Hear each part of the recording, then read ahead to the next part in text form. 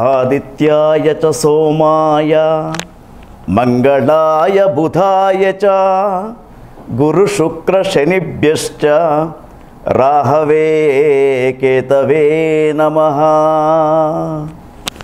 చూస్తున్నటువంటి ప్రేక్షకులకు స్వాగతాన్ని తెలియజేస్తూ విశ్వావసునామ సంవత్సరంలో జూలై మాసంలో 12 రాశుల వారికి ఏ విధంగా ఉంది, ఎటువంటి ఫలితాలను ఆశిస్తూ ఉన్నారు, మరి ఆ ఫలితాల కోసం ఎటువంటి సాధనను చేసుకోవాలనే విషయాలను మనం జూలై మాసం యొక్క గ్రహస్థితిని అనుసరించి చెప్పుకుందాం. మరి యొక్క జూలై మాసంలో విశ్వావసునామ సంవత్సరంలో ఈ జూలై మాసం అనేది చాలా విశేషమైనటువంటి మాసంగా చెప్తూ ఉన్నారు. ఈ జూలై మాసంలో ముఖ్యంగా మనకు వస్తున్నటువంటి పండుగలు కుమార షష్ఠితోటి జూలై మాసం ప్రారంభమవుతూ ఉంది. తర్వాత తొలి ఏకాదశి, దాన్నే శయన ఏకాదశి, చాతుర్మాస్య దీక్ష ఆరంభమనే పెద్ద పండుగ జూలై 6వ తేదీ రోజున ప్రారంభమవుతుంది. తర్వాత జూలై 7వ తేదీన మనకు విశేషమైనటువంటి వాసుదేవ ద్వాదశి ఒక పండుగ మనకు వస్తూ ఉంది.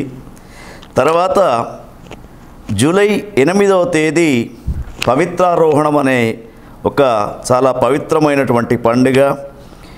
జూలై 10వ తేదీ వ్యాస పౌర్ణిమ, దాన్ని మరి గురువులను పూజించుకునే రోజుగా చెప్తూ ఉంటారు. ఎవరైతే ఆధ్యాత్మిక గురువులు ఉంటారో, మనకు విద్య నేర్పినటువంటి గురువులు ఉంటారో వారికి మరి గురువుల పౌర్ణమి అంటే మనకు జూలైలో వచ్చే పౌర్ణమి రోజున, అది 10వ తేదీ ఆషాఢ శుక్ల పౌర్ణమి గురువారం రోజున గురువులను పూజించుకునే ఆచారం మనకు అనాది నుండి వస్తూ ఉంది.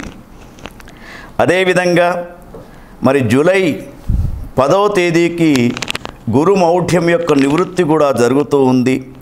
తర్వాత జూలై 12వ తేదీ చాతుర్మాస్య దీక్షా ప్రారంభం అనేది ప్రారంభమవుతూ ఉంటుంది.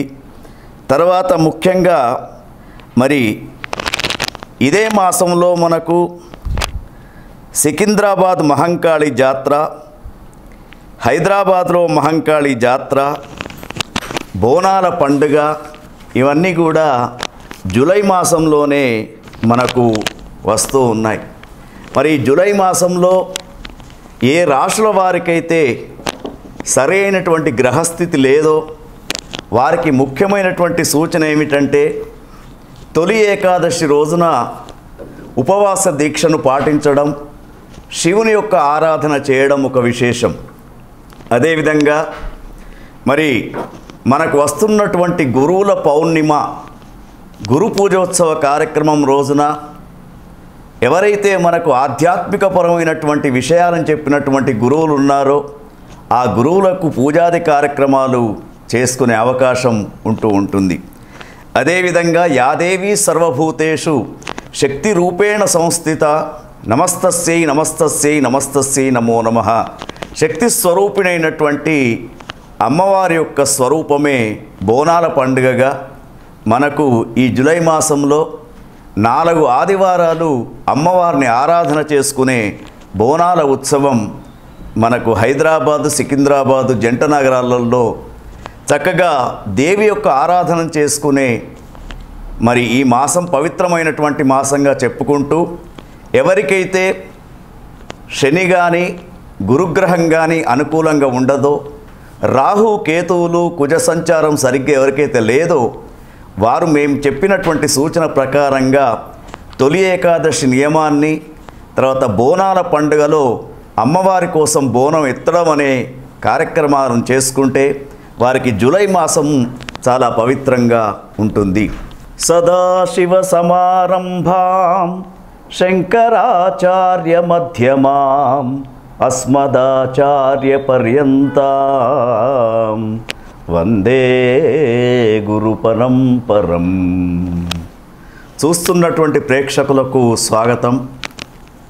విశ్వావసునామ సంవత్సరంలో 12 రాశులలో ఒకటైనటువంటి వృశ్చిక రాశి, ఈ వృశ్చిక రాశి జాతకులకు జూలై మాసం ఏ విధంగా ఉండబోతుంది, ఎటువంటి జాగ్రత్తలు తీసుకోవాలి అనే విషయాన్ని గమనిద్దాం.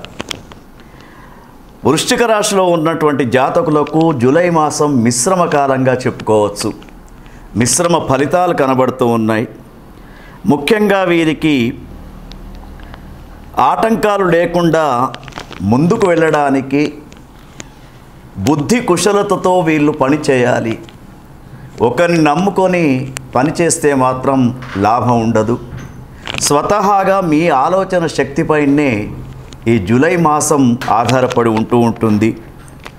అభివృద్ధికి సంబంధించినటువంటి అంశాలను, అంటే వ్యాపారాలు పెట్టడం కానీ, జాయింట్ భాగస్వాములను చేర్చుకొని బిజినెస్ నడుపుకోవాలనుకునే విషయాలు ఏవైతే ఉన్నాయో అవి కొంతకాలం వరకు దూరంగా పెట్టుకోండి.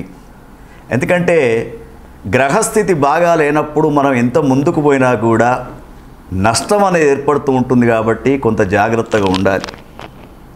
తర్వాత సమస్యలు ఎదురైనప్పుడు మనోధైర్యంతో ముందుకు పోవాలి. మనస్సును నిలకడగా చేసుకొని ముందుకు పోయే సూచన వృశ్చిక రాశి వారికి ఈ మాసంలో ఇవ్వడం జరుగుతూ ఉంది. ముఖ్యంగా ఆరోగ్యం పట్ల నిర్లక్ష్యం పనికిరాదు. ఎందుకంటే వీరికి గర్భ సంబంధమైనటువంటి వ్యాధులు, న్యూరో సంబంధమైనటువంటి వ్యాధులతో కొంత బాధపడే అవకాశం ఉంటుంది.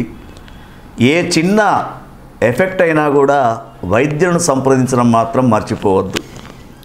తర్వాత ముఖ్యంగా వీరికి మానసికంగా అన్ని పరిస్థితులను ఎదుర్కోవడానికి, ముఖ్యంగా వృశ్చిక రాశిలో ఉన్నటువంటి వారు చాలా సెన్సిటివ్గా ఉంటారు.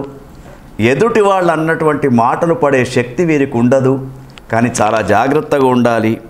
తర్వాత ముఖ్యంగా వీరికి చెప్పే సూచన ఏమిటంటే, ఏ చిన్న సమస్య వచ్చినా కూడా జాగ్రత్త పడుతూ ముందుకు వెళ్ళాలి. తర్వాత అభివృద్ధికి సంబంధించినటువంటి అంశాలను ముఖ్యంగా కుటుంబ సభ్యులతో చర్చించి మాత్రమే ఒక వ్యాపారానికి పెట్టుబడి పెట్టడం కానీ, లేదా ఒక సంస్థలో భాగస్వామిగా చేరడం కానీ, ఇటువంటి విషయాలు జాగ్రత్తగా ఉండాలి.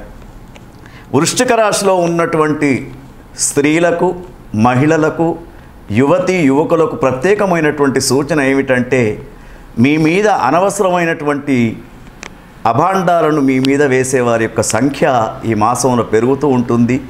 అందుకే వృశ్చిక రాశి జాతకులకు ఒక సూచన, యాదేవి సర్వభూతేషు శాంతి రూపేణ సంస్థిత నమస్తస్యై నమస్తస్యై నమస్తస్యై నమో నమః. జగన్మాత యొక్క ఆరాధనను ఈ జూలై మాసంలో బాగా చేయండి. తర్వాత ముఖ్యంగా ఆధ్యాత్మికమైనటువంటి ఉపన్యాసాలు వినడం, గృహోపదేశాలు వినడం ఈ మాసం చెయ్యండి.